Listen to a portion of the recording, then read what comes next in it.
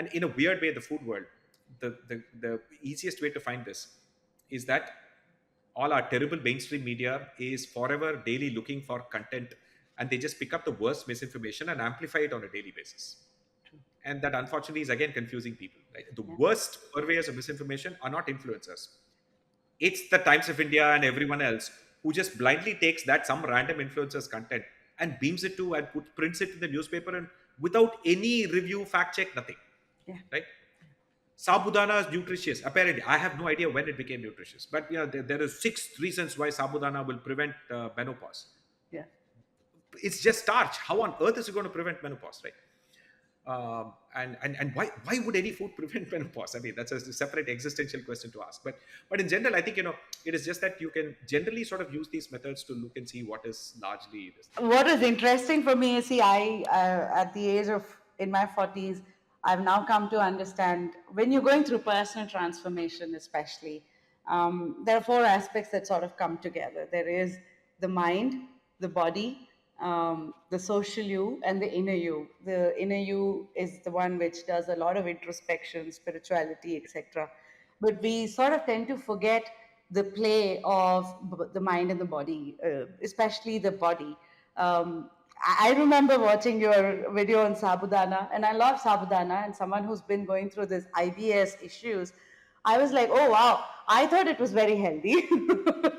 And till I actually watched the video, and I was like, really? Yeah, And it's and, an and eye opening thing.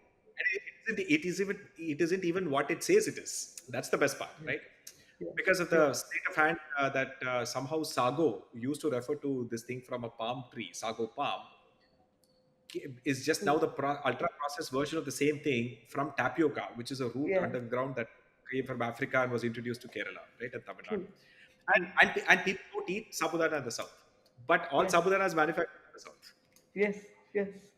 It kind of really bursts a meta level myth that somehow our eating habits are carefully curated products of our grandmothers and great grandmothers and everyone wisely picking and selecting and rejecting Yeah. things over time based on whether it's healthy or not, right? Yeah. And the reality is no, that's not how it works.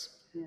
Massive moments of history shape some of our eating habits. 80% of what we eat today, Indians were not eating 200 years ago. Yeah. Carrots and cabbage and cauliflower, all were vegetables introduced by the British and True. the Portuguese. Chilies, there were no chilies in India before 200 years ago. Tomatoes, no potatoes.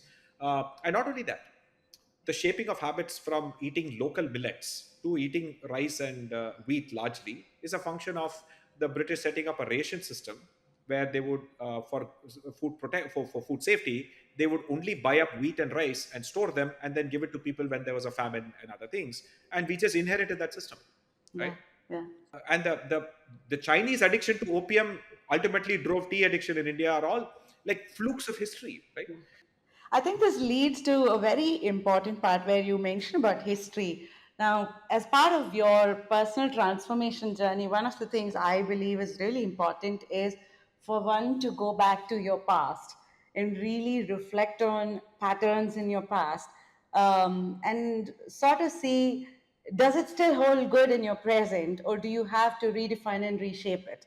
And it's a very powerful tool. It's a very laborious one, intentional one, but nonetheless a very important one. And what I'm also understanding from you in your process of debunking myth is that one Yeah, that yeah, really stood out as to, wow, I didn't think of this. yeah. So it happens all the time. So the thing is that exploring the past is actually exploring the past is a nice thing to do that everyone does, right?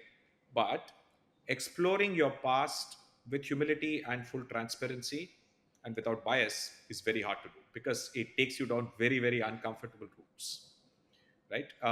And you have to be able to confront that because I think it's easier for us to say our ancestors were great, they were amazing, they did everything, right? And it's also easy for the country to believe that oh we knew everything, but the British and the Mughals took it all away, and right. And so a lot of people sometimes have trouble accepting that the story is told by people in my family that this is the noble way to eat. There is no cruelty involved to animals and so on, and you kind of blindly accept that. And because you were all in cities, you never quite realize the fact that well, milk is pretty cruel.